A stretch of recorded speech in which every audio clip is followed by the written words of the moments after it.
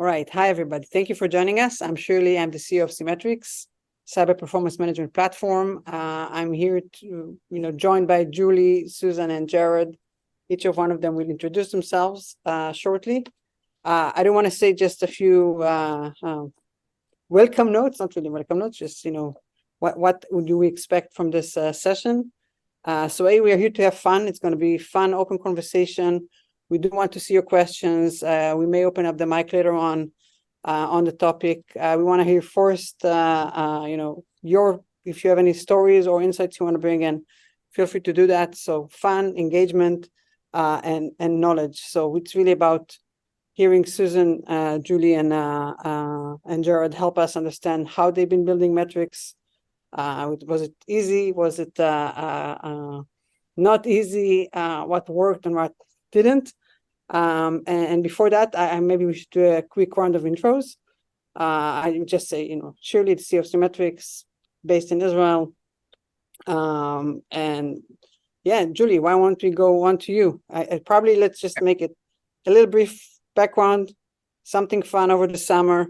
And maybe, if you were to refresh on a specific metric, as we are, on the Twitter or TikTok or anything else, what would that be? Let's get going. Sure. Yeah, happy to. And thank you so much for hosting us, Shirley and Symmetrics. It's really important that it's a really important topic, how we actually measure what's good and get people on the same page on what's, what security means and what good looks like.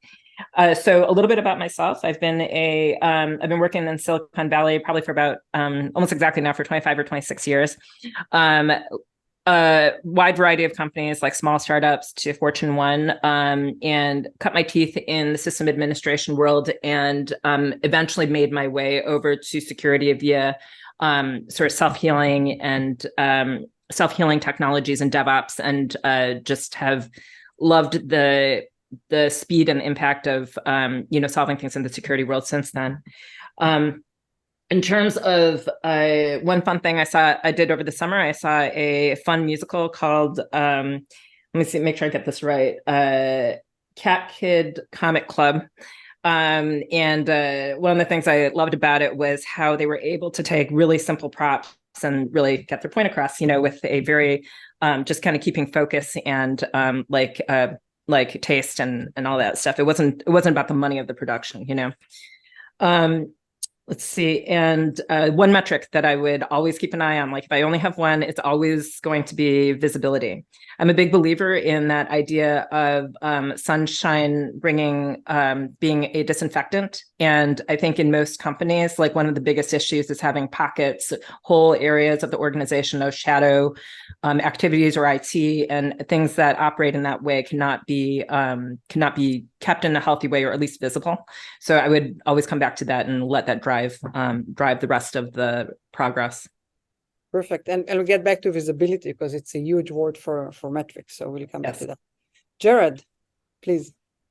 Hello, everyone. Jared Post. I've been in security for many years, both on the profit center as well as the cost. And I'm doing some consulting now on strategy and metrics while I look for my next full-time gig. And this summer, I had the opportunity to go to a music festival in Ireland, which was a lot of fun, even though they had the coldest, wettest July on record, I believe. And favorite metric, I would say the percent delta between asset discovery and CMDB. It's my favorite because if you have that, that means you actually have those controls. True. Okay, we're gonna have a rule where, or a rule I suggest, where if you say an acronym, you have to spell it out the first time, and then we're all use it for the rest of the webinar. And if you make one up, and people start using it, then you can submit it to Gartner for a patent. Sounds good. Configuration management database. There we go. All right, since I jumped in. So I'm Susan Chang. I'm based in the Bay Area, as there's the Bay Bridge right there, actually. So visuals to geography. So I have been at Cloudflare for over 5 years, helping build a security program from a couple people to probably close to 100 people on security team. So I've been our deputy CISO for a while, and before that, also part of the security leadership team at Uber. Gosh, I've had, I would say, two fun things. One is actually getting to spend almost 3 weeks in Israel. It was my first time, and it'll definitely not be my last time. I had Shabbat dinner with Danielle at her house. She was very lovely to host me for my first Shabbat dinner, which is a tremendous privilege to do that in Israel, and also had the best breakfast for Shirley in the wonderful part of town. So I can't wait to be back the next time. And then I also went fly fishing a couple weeks ago with a small group of CISOs, and I fell in love with it. There's nothing like having SOS as your cell phone signal and this constant motion of trying to perfect this tiny little non-movement that has got me hooked, pun intended. So I'm actually going again as soon as I can to Breckenridge. So if anyone loves fly fishing or has any tips or ideas, let me know. One metric. So, gosh, it's very environment dependent. I've been at environments where the company's hyper metrics driven, and therefore the focus is how do you get metrics that really tell a return on investment security organization that looks as much as how the business is measured. I think that really advances, not only advances the security goals, but also tells you what you need to focus on that's important to the business. And then that gets you investment into the rest of what your metrics are looking at. But I think, at least from a culture perspective, the type of security organizations I love to work on are those that really enable and empower everyone else to do their jobs as securely as possible. So we cover as much ground as possible. So in those environments where there's so much to solve and not that many security people, I actually really wanted, I took this as a very abstract, like dream question. So I would actually say like a true NPS score from all of your key stakeholders. Like I want to know who is dissatisfied with security, who's disengaged and therefore not coming to us with their problems and therefore are going to be less proactive and require more proactive on our end, are going to be more reactive, because that over time becomes blind spots. So I think that would be my esoteric answer, so to speak. And I'm gonna, take you on this point. How do you do this? Like the measurement you just said sounds like a major project. So how do you actually do this? Great question. So I don't think you do it by sending your stakeholders a survey going from 0 to 10, how much would you recommend working with the security team? Thank you. I did not follow my own rule. So NPS is Net Promoter Score. So thank you. That was a great use of the comments box or a discussion box. So it's Net Promoter Score, but basically it's like how satisfied or how willing are you to, usually it's a product, but in this sense, it's used often internally in companies to say how happy or engaged or satisfied employees working with at the company, or a lot of times like with a team, right? So Shirley, to your point, the way I think about this is you usually identify your stakeholders, and depending on what you are working with them on and what's most important to them, you then identify, I would say, at least 2 metrics that they care about. So for example, if and that always starts with a conversation, understanding what's most important. So let's take an example of, let's say your engineering stakeholders have been decreasing in satisfaction with how you manage the vulnerability management process with them, right? You dig into it, they're saying you're taking too much time before you give us enough context. So then you identify the right metric, and then you start tracking, you start holding yourself accountable with a week over week measurement of that's transparent and real time available to them, so that you make that commitment, right? And then when there's a change in that metric, you take that opportunity to dig in, and then you actually section that by different parts of engineering, so you start to break down the problem.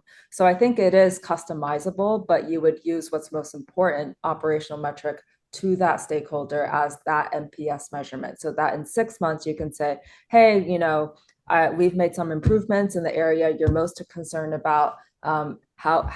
What are your thoughts? Is there something else you are? And then over time, as you get to a good place, you can almost like graduate that metric out of the problem zone and then bring in something else as well. And it's interesting because the first, the measurements you wanted to refresh on is the ROI. And now you're also mentioning the ROI of what is the ROI around every measurement I have. And this is a really interesting question, because one thing we've realized that, there's so much theory out there. And, this only if you were to have those 5 metrics to resolve, but then the ROI to get them is very cumbersome. And yes, Susan, I actually want to jump to you. Also, if you can allude to this point and then take us to your journey of how you build metrics program. You've been doing it for several times. Take us into the journey. Oh gosh. I did I say Susan? I met Julie. Oh, there. Sorry. Sure. Much better half of the Bay Area. Yeah. And our pictures are right above each other right now. I have I've led cybersecurity programs a few times, like sometimes for big organizations and sometimes small ones. What keeps me on my toes for that is figuring out how to tailor what's needed for this audience, and really understanding like what's there's a combination of both intuition and and objective measurement that you do, right? Like one comes in and with all your experience, observe where the major lacks are, such as things like there's no code coverage, or at some point in the history, all the firewalls were ripped out, so there's no network visibility. Or at some point, someone decided that security training was lame, and so there's none of that. So you're kind of using your whole brain to like kind of come in and look at all of the pieces and say, okay, we've got like some major lacks, and I see like this. I have this internal heat map of like, okay, we got some big red spots here, we got a couple of orange spots here. This one over here is disturbing, but it's just yellow, right? And then I think what's equally, if not more important, especially for security and technical leaders, is coming back and understanding your audience. Are you dealing with other executive leaders who are at the 10,000, 100,000 foot level, who have many, many, many concerns, and this is just one drop for them? It's a very important drop that can contaminate a lot of other things, but it's one thing out of a lot. Or are they practitioners who understand your space and understand what you're talking about, and like are really, really deeply concerned about a specific thing, and they need to feel that connection? And understanding like how to move things in the org. And so I think that some of the things I've observed that are really, really super important, there's the technical accuracy side, which a lot of us who've been in the trenches were very passionate about. We want it to be adhere to what's coming out of the systems. And I think that's one of the things we love about Symmetrics, that like you're really caring about what's coming out of directly the system, the source of the truth. But what's equally important when you're talking to your audience and understanding like the incentives of what's moving behavior in the rest of the org, of the people who have day jobs in other things besides security. In one organization, it was really essential actually, because it was a mature organization, that you tied any kind of behavior to bonuses. So at some point, the vulnerability counts and the burn down rates were tied directly to people's achievement on bonuses. And that was a very effective use of metrics. And they were able to use it in both a celebratory as well as a little bit of a wrist wrapping way, but nothing highly punitive. Just, here's your here's where you are, here's where you stand against the rest of the peers in the org. That's also been very effective for, some fun things like phishing campaigns. That's like an oldie but goodie in security circles. But one of the reasons it doesn't go away is it's very accessible for people to understand, and like what's the impact, right? So if you're starting fresh at a new organization, it's not a waste of time to go and like, hey, let's try this out and see if people have a little fun with it, I think that's the other piece I think is really important in the security conversation and metrics. It's really easy to get bogged down in the details and the doom. What can you do to make it fun? Can you make a little contest out of it? Can it be something that is, hey, this group, you guys you guys are all very, very technical, but 80% of your people clicked on the phishing link. So maybe like think about that a little bit. Or, this group over here did pretty well, but maybe it's because they didn't even open the email, it's whatever it was, so I think that those are components that I would recommend people bring into that consideration. I'm not sure if that answered your question, Shirley. I want to make sure I didn't go too far. It is. And before going to Jared, because he brings another lens to the story, I don't want to go to Raj's question, which I think is great. And it's really about, how do we, what's the difference? Because one thing we see a lot is that you may have one measurement. You spoke about security awareness, for instance, but then the story of security awareness or vulnerabilities or any other program, you can go over his question. Yeah, but what's the audience? What the audience wants to see, needs to see, you want to share. So how do you do this distinction? That would be good if you, Susan, can allude to that.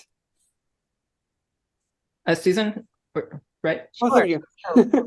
I love this question because one of my biggest learnings doing metrics first at a company that was hyper metrics driven, and one at which I would say is not metrics driven, in comparison to the other one, is you really need to be aligned with where your team and your audience and your stakeholders are at. I've seen too many times people come in, they want to show an impact with metrics, and they do so too quickly, and therefore people don't see the value, and it's not sustained, and it feels like busy work on top of it, right? So I would also say and it's also, you have to think about the maturity of your program. Right. I see people come in and then all of a sudden want to show metrics for everything, when it may be better for everybody if you say, I just want to measure 1 to 2 things, right? And I want to see how that does over time. It gets people into the practice of looking at metrics, using it, poking holes at it, because the first 2 years of being metrics driven is everyone poking holes on what ifs, right? Get that out of the way and get buy-in, and people start to I think the holy grail, start to use it to drive decisions, and then you can start to build upon that. It is the start is always a multi-year journey. And I really want to address kind of what you said around what the audience wants. I think a lot of times people can ask for metrics based upon just to measure a specific instance, but then the risk is that you get too honed into that, and then you almost over focus on that, and therefore have a decrease in, say, the quality aspects, right? So and a lot of times what the audience wants is usually top down, right? Like the board wants to see, how secure are we? How are incidents going down? Or the exec is saying, hey, what's our this and that? I think the challenge is every number is variable depending on the counterweight somewhere else. So it's more digging into why are they asking for that, and having a conversation on what's the best way to kind of address that need. And what you want, I think, should always be your top 3 priorities, is what you should be communicating. And in terms of what you need, again, it's all to maturity of your program, right? At some point, you will need to have very good metrics that show across all of your programs, but I wouldn't recommend you start there. Yes, and I don't want to take us to, we did a little survey on the registration, and we asked folks really about, what is that you want to measure? And assuming we have here in the audience this a mix of a security organization, we probably have, more seniors, more technical people, just see the wealth and the richness of measurements people want to see. And I think the interesting story, and we alluded to that in a bit, is that eventually you want to tell a story. So it really starts from the very basic, what's my MTTR, how's my patching is going. But then if you take it one notch higher and higher, you can then respond to specific security programs. You can then respond to your board and get very high level, measurements of how's my ROI, as Susan mentioned, overall effectiveness, which eventually is an accumulation of dozens of different measurements that can serve different purposes. So while we are trying to see maybe specific ones, if we're looking at dozens of people in the organization, eventually it's a really broad mix of people that want to measure different things, and often needs to rely on others. Jared, I want to move to you. I think you have a very interesting lens here. You've built several metrics program in a very humble, small organization no one knows about. So how about you take us through your journey in Disney and tell us, how was that measuring? Was it easy, cumbersome, successful? It's going to be good for the audience to learn about that. Yeah, first off, really good insights from Julie and Susan. I'd fully agree with you to be customer focused. A good friend of mine uses the term, meet the business where they're at. Exactly. And work backward from there. As far as my journey, it started maybe 20 years ago or so when I was working at Microsoft, and we had a motivating event and we're given almost unlimited resources. And eventually somebody come back and said, when are we done? And that's when the measurement program was born. And otherwise, I could give examples of what Susan and Julie talked about. And one thing at Disney that really reinforced for me is to tell the story, that metric and that performance target or risk acceptance threshold, there's really a story behind that. And the story needs to be appropriate for the audience, just as your slide showed. And in a more technical level, like, we've been having some discussions in the past year. It's a very distributed organization with different stakeholders, different facilities. How is the actual data gathering, the process of making something that you can either see for yourself or serve the CISO office or bring to others? Tell us a bit the infrastructure of streamlining this massive information you had there. Yeah, it is a big one, and that implementation may not apply to everyone. So I would say that it followed a similar pattern of other organizations, and so take all the advice that Susan and Julie shared, and then as you start to instantiate that, for me, I like to do the process manually first, and then use that and then bring in some automation. I mean, one of my horror stories was by its really good direction. So customer focused, build the whole automated process, and then the automation never came. So that organization was stuck in manual data collection and visualization. It was very painful to tell those stories. So to me, once you have the business function, then enabling that through automation is really key. And I mean, it's one thing that I really like about C-Metrics. But I want to challenge you on that. If everybody's so okay with the manual work, they're used to this, they're used to the framework. Frankly, honestly, why change it? It's working. But it doesn't scale. You can't tell as many stories, and the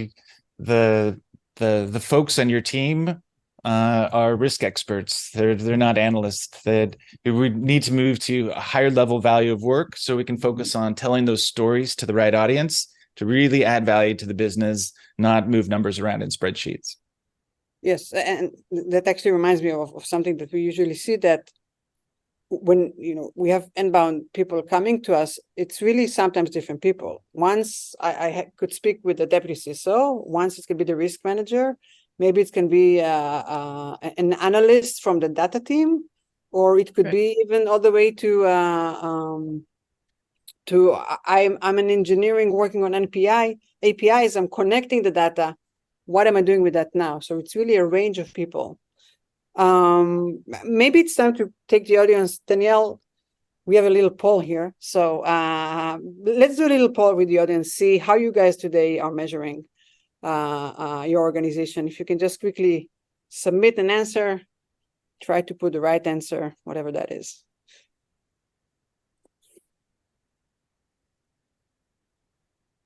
So we can do this. We can continue the conversation as the poll is taking place.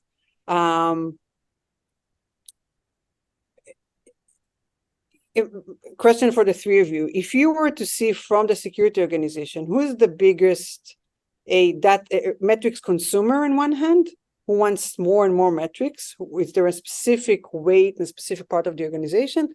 And then is there a specific area of the organization that is most interesting for those people?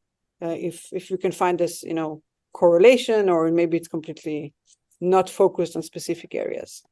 Susan, let's go back to you. Can you say that again? I didn't quite follow the second part. Oh, yeah. So I wonder if there's any specific source in the organization, not just the security, the whole corporate, that wants more metrics. And then if there's specific curiosity around specific areas in the organization.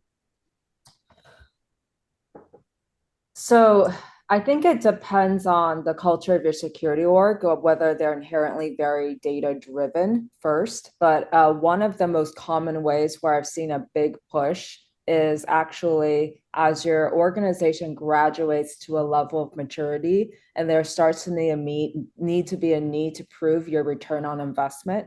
So one example would be if you're and again I come from being on anywhere from the security team is a couple hundred people at the company max to a security team that's almost 1,000 people, 400 of which are full-time. The company's 28,000 people. But a joking way of saying is like when the finance team hires a true FP&A team is when you really need to start having metrics that is not just shows operations, which shows the volume, the breadth and the depth. Like that's usually very important to drive sizing conversations, importance conversations, and even just planning out, what investments you need to make and at what scale, right, with your vendors or even what you're building, to also justifying why, I think stakeholders know there are risks and there are always going to be risks that need to be addressed. That is not enough to move the needle on why you need to invest.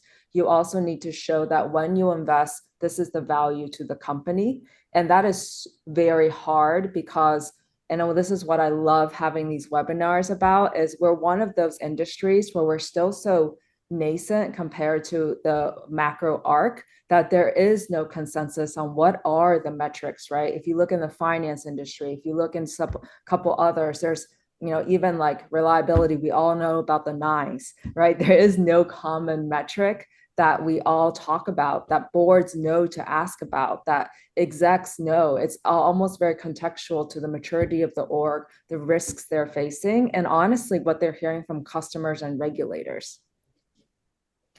And maybe before going back to Julie on this, so what's wrong with what we have from the regulations? We are complied, we have ISOs, we have SOC 2. Isn't that sufficient? We checked all the boxes over the summer. Susan. I think, go ahead, Susan. Yeah. Yeah. No, I don't think you can just check the box, because I think the other part is security is so dynamic that a lot of times what I've seen is, and we've actually had this happen, this is a very tactical example, but shows why having a metrics organization that is not as dynamic, not just to what you measure, but how you measure it is, let's say we started to measure, I think Julie mentioned this, right? Start to tie performance indicators based upon the what you're seeing in metrics. Then you start to have situations where people are gaming it, right? So we had the situation, for example, where there was, this was a while ago, but there was a team where, let's say it's more like an operations environment, and they thought that they were being measured based upon the number of Jira tickets touched. So then we started having someone that's like touching the metric, like moving Jiras, but there's actually not much happening behind it.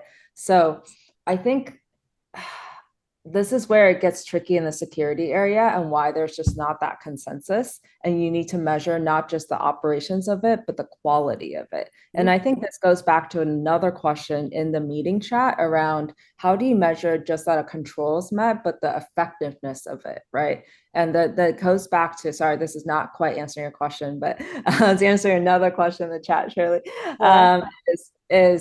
a lot of times when we think about operations, we think of a lot about like, is it meeting something? What's the volume of it? What's the percentage? What is this, right? You also need to match it with like a health metric. So they're almost counterweights to each other, because you can be in the pursuit of getting to 100%, that the way you got there is just crap. So how do you measure you got there in a good way? Yes, and there is this assumption that in security is never 100%. So yes, you're never gonna get there. Yeah, Julie, Jared, if you have any specific, maybe even Jared, specifically, who was the most needy function asking you for measurements in the organization? Don't name names, just the function. Yeah, and similar to, I think, what Julie and Susan said, it depends on the maturity of the org. For less maturity, it's mostly within the security group, then within IT tactical, then in business leaders. But I wanted to you have a really good question though, is compliance sufficient? I would get this a lot, especially if we were going to go into an Archer implementation. So, hey, Jared, you're measuring, say, endpoint coverage or secure development coverage or remediation performance. Aren't these really compliance indicators, not risk indicators? And one response is, well, if our acceptable threshold is compliance, then yes, we should call them compliance indicators. If we want to have a different threshold to enable the business, then it's a risk indicator. As well as all those controls are mapped to threat and loss scenarios and risk. So I wanted to get that in there. Sure. And then the question on the chat of, why should we measure? So, I mean, at the top level, our job is to manage risk to an acceptable level while minimizing costs. And in order to do that, we need to have data-driven stories if the culture of that organization is data-driven. Yeah, I want to add one more thing, I think, to Shirley. Like, this is actually what I love about the conversation so far, and even in C metrics, like one sentence thing is there's the word operations. It really speaks to building metrics from the ground up, from the security team upwards. And I think that's important because in the one I try not to talk about the board, because that's actually what CISO conversations, it's all like, what does the board want to see with the metrics, this and that. The challenge is, because we haven't normalized on a metric, if you commit too early to a metric to a board and you train them on it and they're used to seeing it, you're going to talk about it until the end of time. And even when it's not relevant for you anymore. So the more you can keep it a dynamic way to talk about security, the better. And once you're in a level of maturity to actually commit to a metric to a board and be confident in it, then go for it. Like, I know CISOs that tell me every board meeting, they have 20 pages of appendices of metrics. I kid you not. I think someone said last time they cut it down to 17. And I asked a board member, how often do you actually look at that? And they're like, we look at it thoroughly. I was like, the 17 pages of metrics? She's like, we look at it. I'm like, but do you look at it to inform how you think about anything you do on the board? They're like, no, it's just there. So it's almost like you're putting more risk if you put a bunch of numbers that you're submitting to the board that is rarely used, but is locked into PDF and Board Advantage. So that's something to think about. And that's why I love, like, the core of our conversation has been like, what are the upward people want to see to kind of measure, right? I think it's the what's now. Okay. So here's the what's now. That's right. Julie, please. Yeah, that was a really good point about, like, the flood of information that people can get, right? Like, in some organizations, you're starting from scratch, and then sometimes very easily you can end up with too much. And I think this is where I would encourage all of us on the security side and our allies to think of metrics and reporting not as a CYA exercise. This isn't just about dumping what you know and having someone else take that risk or that knowledge. It's about coming to a meaningful communication and a decision together. And I think this is important in terms of us kind of coming up to that true adult seat at that table. Like, we're here to communicate something. All of this information has a purpose. If it doesn't, let's figure out what we need to do to make it so, and no more, no less. And that is a tough discipline when you're dealing with something as complex and technical as security, and you have, maybe if you're lucky, somewhere around 5 to 20 minutes during that board meeting to tell them, in that quarter, this is what you needed to do. This is what I need. This is the decisions you need to go for. Oh, and by the way, have you met me before? So, all of those things have to be communicated very efficiently. And I think this is part of what comes into it. To pipe in on that compliance and security question, I agree that compliance is often, for better or worse, a trailing indicator. And so sometimes it indicates health. And my favorite framing of it was one of my former CISOs had said, like, look, if we do the right things, the compliance is just a report. We get it for free. And I've always tried to guide my teams in that direction as well. Yes, sometimes you need to be smart about how you're, like, steering your compliance strategy, no question. However, if you're getting people to get to the heart of things and what's important, that's, hopefully you're compliant as well. And I think that, like, the maturity of the organization and the maturity of the conversation with the board are both really important things. And it's something that, you may be telling that same metric to the board like every quarter, every year, but bringing them along in that conversation. Okay, now that we've been talking about it for a year, we're going to talk not just about the vulnerability counts and the severities. Let's talk about defect recurrence and how that actually shows health or not health, and that we're doing things right or we're not. It's not efficient. I would encourage orgs of any size to find that one or two metrics that you're able to measure. In companies where I'm trying to drum up the technical instrumentation and everything else to do the things, sometimes I'll say, okay, leader, just come to me. Tell me how much of your infrastructure or your technology stack you actually see that you know. You can either show me the dashboard, give me an estimate, either one will work for now. And I have my teams come together and say, okay, we know we're still catching up on our tooling maturity. How many incidents were figured out proactively versus reactively? That's a survey. And that's a simple but important metric. And I think one of the questions in here was about how do you get puncture some of the assumptions that people might have, right? One of the things that before you have good visibility on your infrastructure and your applications, you might think, oh, we don't have any incidents, but you don't know what you don't know.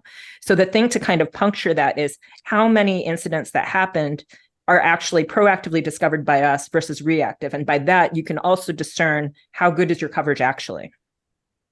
And I want to connect compliance and performance maybe in a different way. We've probably all been on a plane. The plane components have been complied. They have stress tests and they are compliant. It's a great infrastructure for the plane to fly. It has nothing to do with what's happening now in the air and the pilot that needs to do their job in the air during turbulence. Yes. So it's really compliance. It's often people think that it's replacive or there's some competition. I think it's a great infrastructure that you need to have, and now you need to start measuring to understand how well those compliance, what's the dynamic of them. And then maybe going to a question that I've seen in the chat, and then we go back to the poll and then open for more questions, is about, how do you, the utilization of tools, and eventually utilization of tools or technologies is a story to tell. It starts with, do I even have it? Do I have the tools to support the right capabilities? That's a simple check the box. Then we want to ask ourselves, what is the coverage? Are they actually deployed? If they are covered, all the features are properly working. And let's say all of that is properly working. Does someone actually taking care of the events coming out of it? We had one customer we worked with when we started the engagement. They had a code protection tool that they were very proud of having. All the scanning was properly, and then we've seen there's hundreds of critical events that nobody touched upon. You've yet to hire the team to support those events. Right. So it's the next level of it doesn't mean it's bad. It means it's part of your journey to improve. That's right. And that's why sometimes, efficiency, efficacy, it's such a big word that it's hard to get to the pinnacle of it. You need to build it, to understand, to use it when you go to the board to maybe get more funds, understand why things are lagging behind. But it's really not one standard. It really depends on where you're at. Yeah. And Gerald. can I add to that a bit? And also as an aside, we should do a whole another webinar on board communications. There's some really good questions in the chat. But to your point, I've helped a lot of organizations on that curve. We start out with coverage. So, do I have secure development? Then we move to performance. How's my remediation management? And then the third level is outcome. How many of our apps don't have critical vulnerabilities in production? So I think that level of progression is really helpful as you mature your program. Sure. Danielle, let's go see the... Hi, Al. It's great to have you here. Let's see so 20% have a BI platform in place. I am curious to know if it's a BI platform connected to something or offline.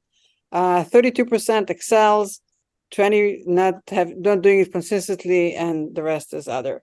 So yes, actually, I'd like to. I would have want to hear more if people that does have BI platform can share a bit more information in the chat on how they're doing that. Standard surveys, absolutely. I think it's a great part of the infrastructure and the compliance. It's a good base. It's really how are you utilizing that. Yael, you've been around. You want to ask question? We can unmute you so you can ask question. Yael is a close advisor of ours and was my backup for this session because I might have missed that. Yael, are you here? Yeah, sorry. No, I'm good. I actually I pushed the button accidentally. I've been catching up in the Slack in the chat. No, please proceed. Okay. Good to hear from you. Yes, so Susan or Julie, Jared, did you actually get to the point of having some sort of platform?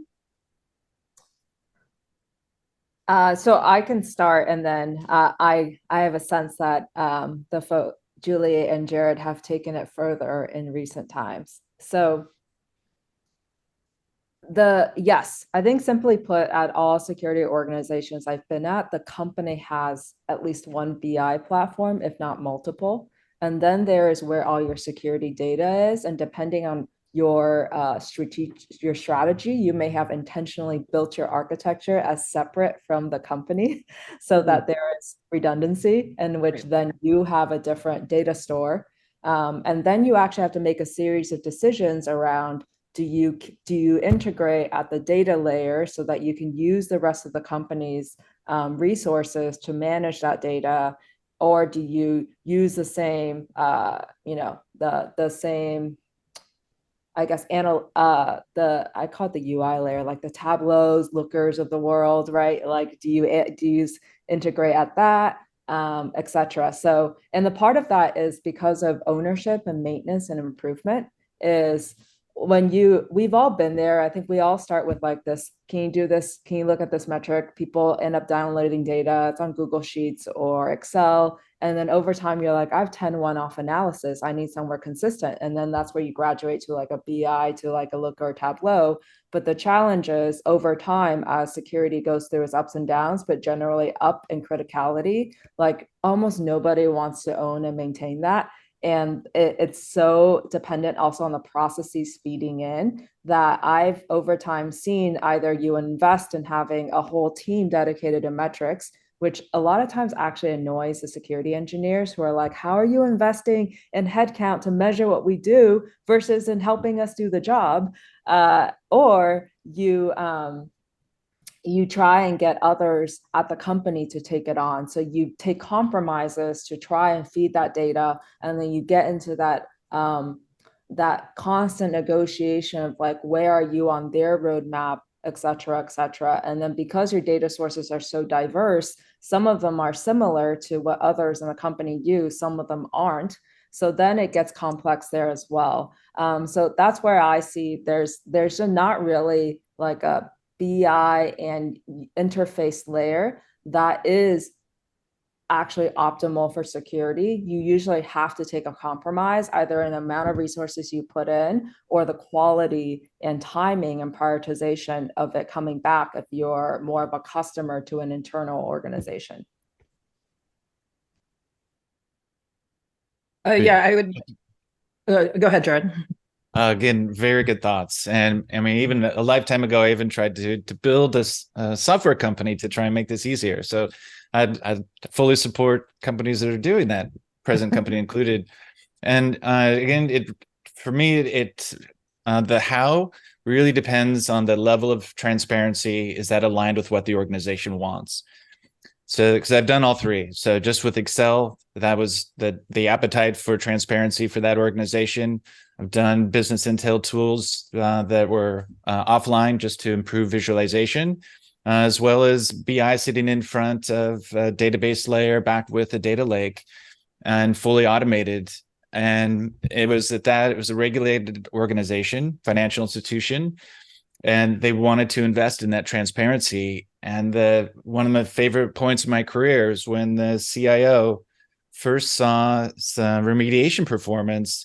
She just said, this isn't acceptable, and moved security up in her top 5 initiatives. And it's changed the culture and the whole space.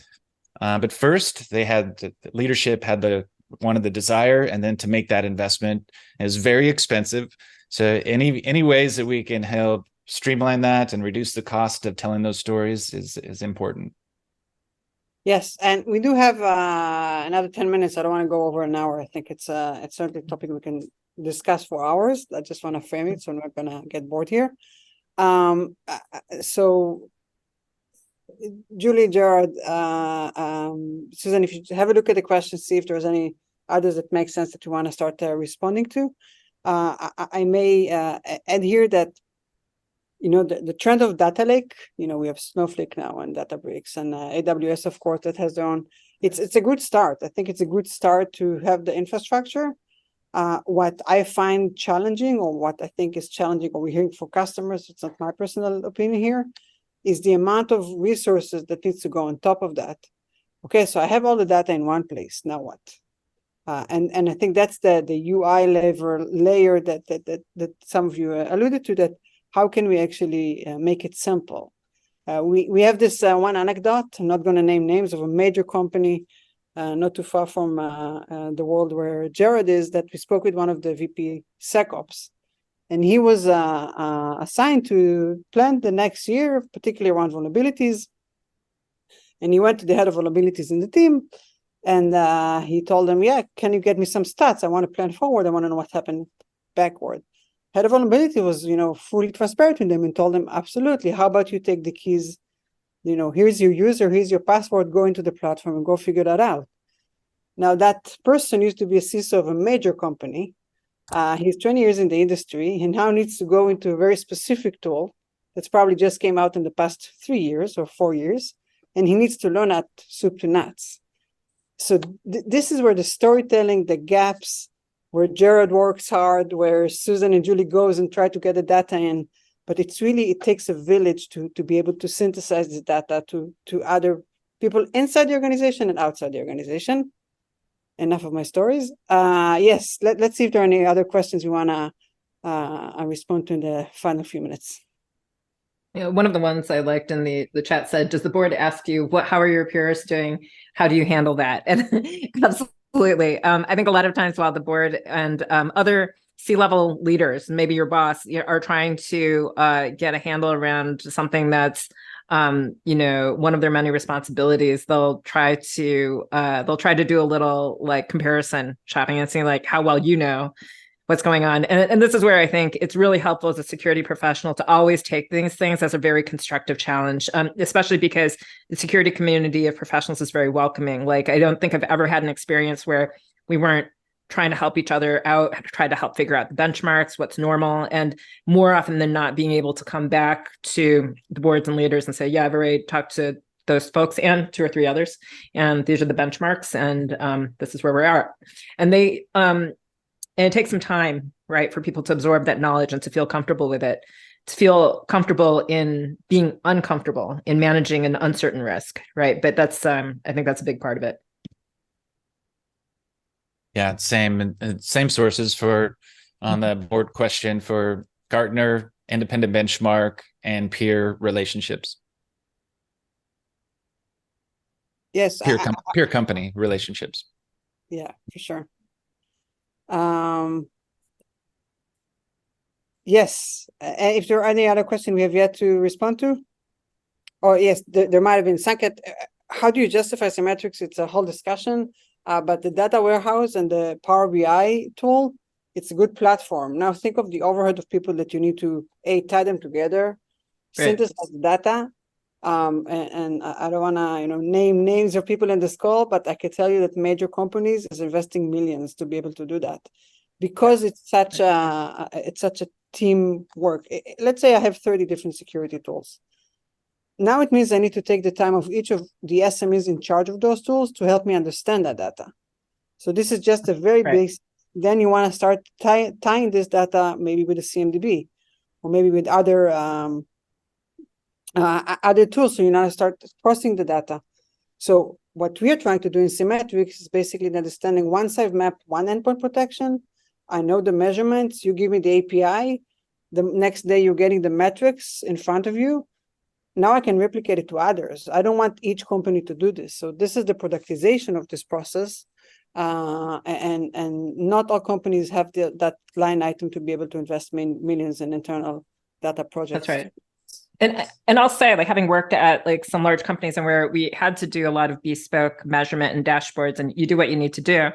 The big need that I see here is solving the fragmentation and context. And both those things get harder and harder as companies scale, like at an order of magnitude, right? Because you might have, you need something that's going to be able to reach across different disciplines and is going to allow for variance in level of sophistication. Because some of those tools will be extremely, extremely developed, extremely detailed, and some will be, this is our rough gauge, but you still need it. You still need to know it. So I think having something that's customizable gives you that view. I think the other piece that's super important is whatever we can do to get security teams to be understood as friendly collaborators across orgs, and having that page where everyone can come together and agree on something, not my metrics versus your metrics or my tool versus your tool, which is really easy to start happening in larger orgs. One very seasoned CISO I met at another panel was talking about how one of the strategies they use, like when they go to the board, is actually talking to other people who will be presenting at that board level at that meeting and saying like, hey, what metrics can I provide you? And I think that collaboration and that sync is also is a pretty pivotal piece of that puzzle. Yes, and I want to call back to a couple of things also that's been mentioned throughout, which is we touched upon storytelling.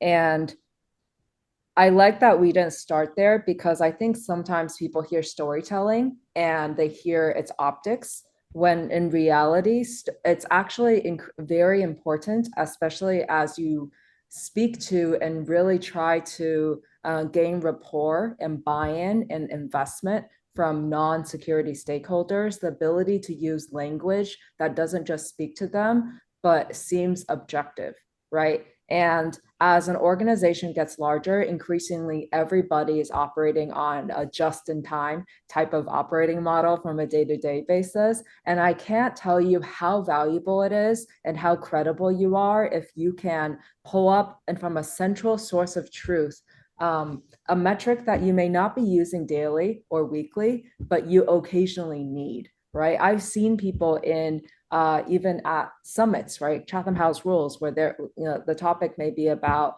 like incidents, and they're pulling up real quick, like, where are we at, right? They weren't thinking about it the other week, but using that number, having the ability to at least get sizing or get some number that gives context and gives that richness to what the point they're trying to communicate without needing to ping somebody to do a one-off analysis, takes 2 weeks turnaround, blah, blah, blah, blah, blah. Like that really drives a lot of these like internal work required to get something decided or actually started. The second thing is we talk a lot about like general board reporting and communications. There's another type of executive and board level communications, and that is when oh shit, things hit the fan, and you just need to be delivering things left and right. And everybody, like you really have to prioritize your resources. And yes, having had having something that is real-time metrics, it's not just the fact that you can get that information faster, but you're really building a culture of using metrics, understanding metrics, so that when shit hits the fan, you're not having people going through it and being like, oh wait, that number doesn't work because there's this little thing we never found out, and this and that and this and that. It just helps you so much better and be more efficient when it really matters. Like no one that's an awesome point. It's also about like operational excellence and just being able to handle stuff. Mm-hmm. Yeah, like no one wants to hear we don't know because we're realizing that data has this issue. People aren't closing out tickets, so we actually don't know. Like it's just so powerful to have that. Yeah, I agree. Yeah, sorry, go ahead.